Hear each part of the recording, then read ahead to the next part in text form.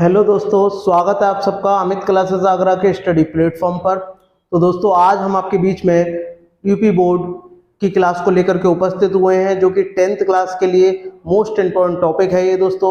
और 10th ही class नहीं, और भी छोटी छोटी जो क्लासें होती हैं 8, 9, 10, इसके लिए भी ये बहुत ही ज़्यादा महत्वपूर्ण क्लास है दोस्तों। तो देखिएगा, इसमें हम बहुत ही महत्वपूर्ण टॉपिक की चर्चा करते हैं, बहुपद। बहुपद को इंग्लिश में क्या बोलते हैं? पॉलिनोमियल्स बोलते हैं दोस्तों। दूसरी बात क्या होती है कि बहुपद ज़्यादातर हम लोग सब जानते हैं बहुपद क्या होता है, बट उसकी परिभाषा नहीं जानते। तो परिभाषा में आज आपको इसके बारे में बताता हूँ।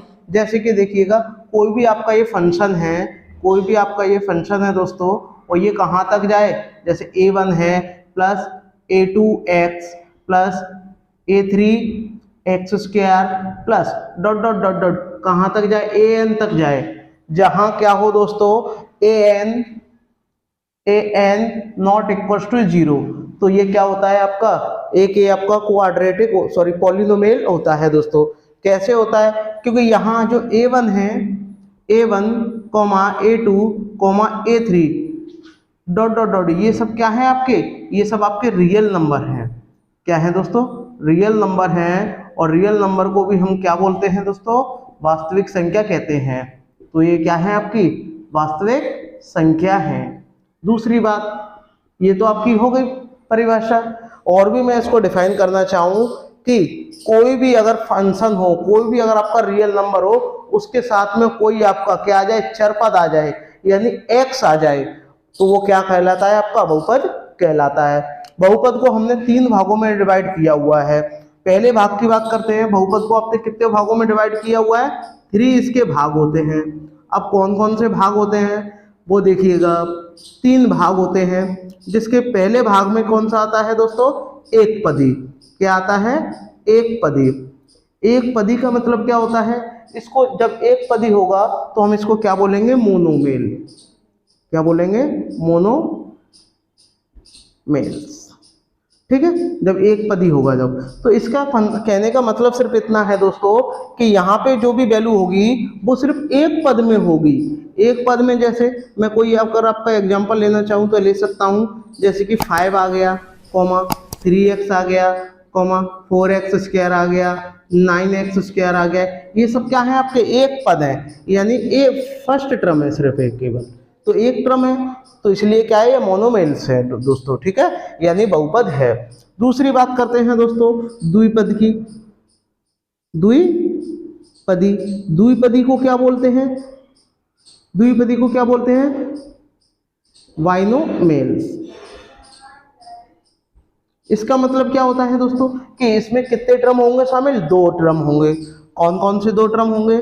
जैसे कि 3x प्लस 4 आ जाए, मैं एग्जांपल लेके आपको बता रहा हूँ,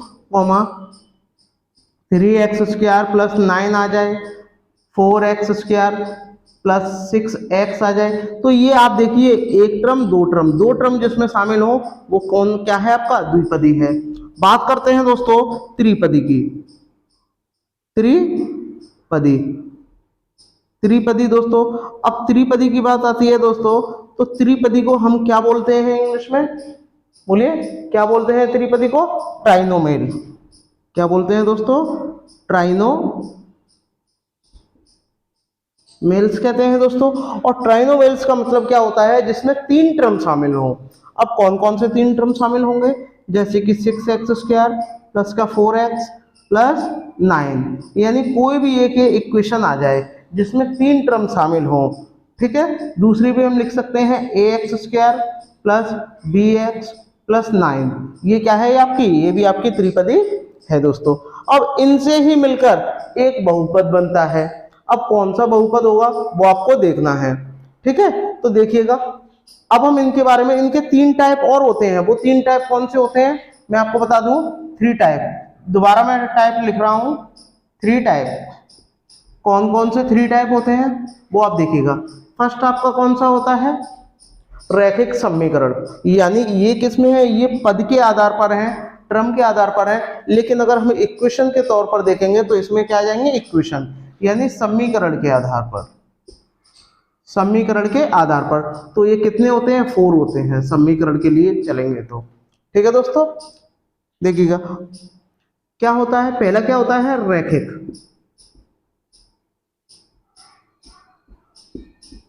रैखिक समीकरण, रैखिक समीकरण को क्या बोलते हैं हम इंग्लिश में, लीनियर, लीनियर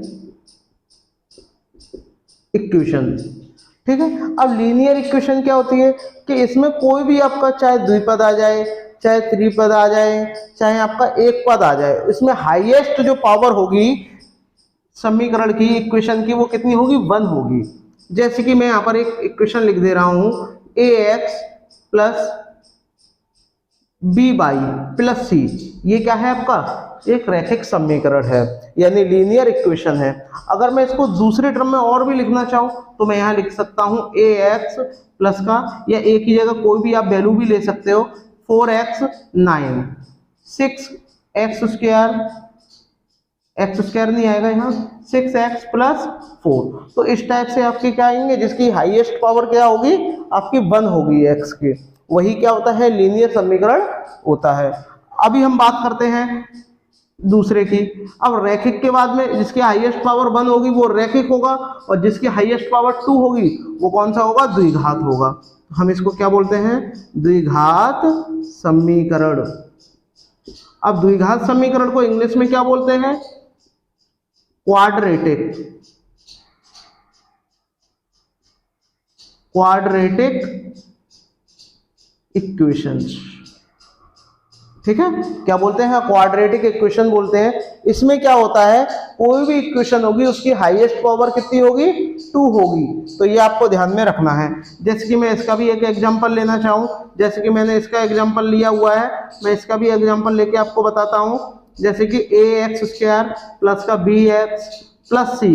अब देखिएगा हाईएस्ट पावर क्या है आपकी, 2 है, और इससे भी कम पावर क्या हो रही है, 1 हो रही है। यानी ये पावर कहीं ना कहीं क्या हो रही है, आरोही क्रम में आ रही है। पहले क्या 1 पावर आई, फिर 2 पावर आई, लेकिन हाईएस्ट पावर क्या होगी आपकी 2 होती है। और हम आगे बात करते हैं, 9x स्क्वायर प्लस का 7x प्लस का 3। तो ये भी क्या है आपकी एक क्वाड्रेटिक इक्वेशन है।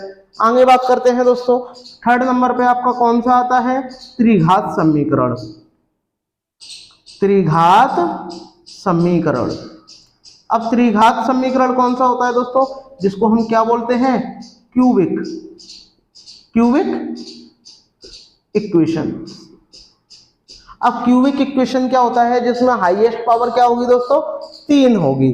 अब हाईएस्ट पावर 3 कौन कौन सी होंगी मैं आपको बता दूं, 6x cube plus 9x square plus 7x plus का 4, ये ले सकते हैं। एक और होती है, उसको भी मैं लिख दे रहा हूं यहाँ, एक और इक्वेशन होती है, जैसे कि ax क्यूब प्लस का bx प्लस bx स्क्वायर और cx प्लस d।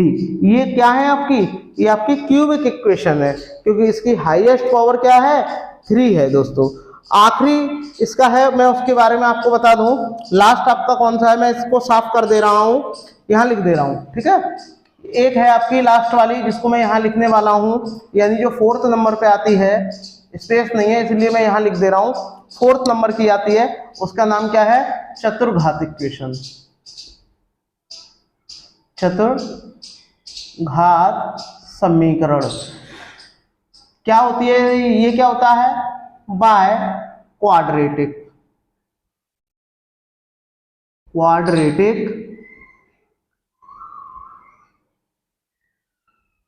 इक्वेशन।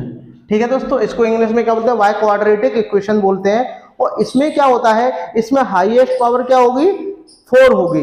इसमें हाईएस्ट पावर कितनी होती है, 4 होती है।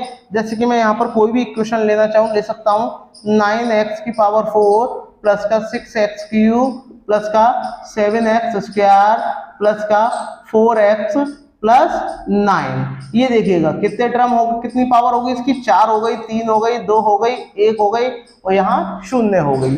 तो आप देख सकते हो कि मैंने आपको क्या बताया समीकरण के आधार पर, एक आपको लीनियर बताया, क्वाड्रेटिक बताया, क्यूबिक बताया, और एक बाय क्वाड्रेटिक इक्वेशन बताया। ठीक है, ये आपको ध्यान में रखने हैं, ये आपकी मोस्ट इंपॉर्टेंट है, जो कि सभी एग्जाम के लिए मोस्ट इंपॉर्टेंट है प्रश्न है दोस्तों। और इनसे कहीं ना कहीं काफ़ी सारे प्रश्न बनते भी हैं दोस्तों।